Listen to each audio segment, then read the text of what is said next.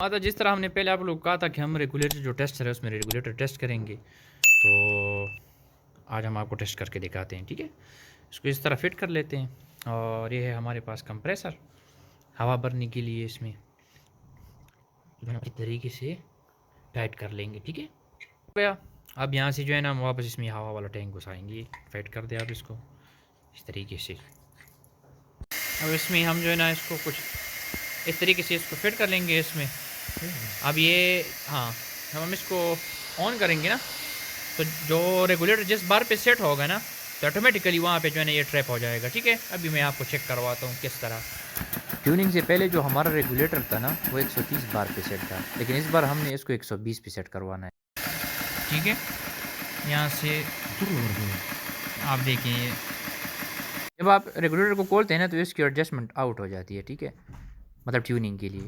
تو جب ہم نے کھول لیا، کھولنے کے بعد اس کی ایڈجسٹمنٹ چلی گئی 130 سے لے کر 170 بار تک. تو پھر ہم نے جو ہے نا اس کو ایڈجسٹ کر لیا. وہ آگے آپ ویڈیو میں دیکھ لیں. ٹھیک ہے، کو مزید لوز کرنا پڑے گا تاکہ بار کی ایڈجسٹمنٹ ہو سکے. ٹھیک ہے، وہ کافی زیادہ ہائی جا رہا تھا کیونکہ ہم نے اس کو 130 پہ سیٹ کیا تھا نا. تب دوبارہ سے ہم نے اس کو کھول کے اس کی تھوڑی سی ایڈجسٹمنٹ کی ہے. اب دوبارہ سے ہم اس میں ہوا بھریں گے اور دیکھتے ہیں یہ کتنے میں جو ہے نا 120 فٹ ہوتا ہے. اور اس کو 120 پہ جا کے جو ہے نا ٹریپ ہونا چاہیے. ٹھیک ہے،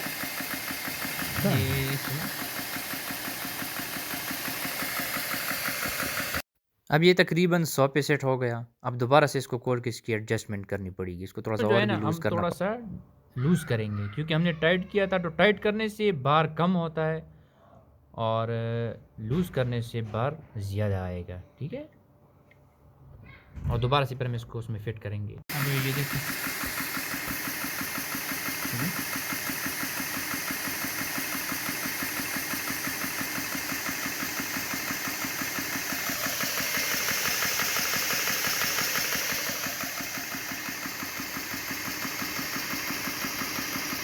120 کا 30 ہے.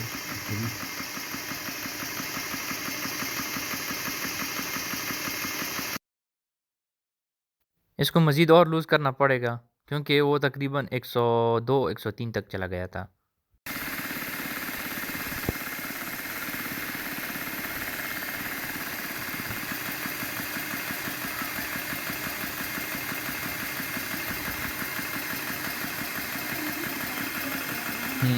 اب یہ 110 پہ سیٹ ہو گیا. اب مزید اس کو اور بھی جو ہے نا لوز کرنا پڑے گا تاکہ یہ 120 تک جو ہے نا چلا جائے. ٹھیک،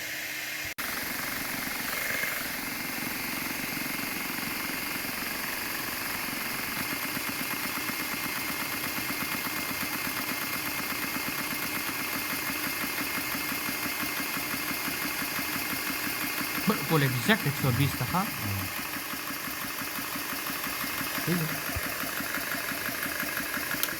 اب یہاں پہ آپ دیکھیں ایگزیکٹ 120 پہ سیٹ ہو گیا. تو اس طریقے سے آپ اپنا ریگولیٹر کو سیٹ کروا سکتے ہیں. اس کا طریقہ تھا اس طریقے سے جو ہے نا آپ اپنے ریگولیٹر کو سیٹ کر سکتے ہیں. ٹھیک ہے، اب اس کو واپس نکال کے ہم ایئر گن میں فٹ کر لیتے ہیں اور بس ختم.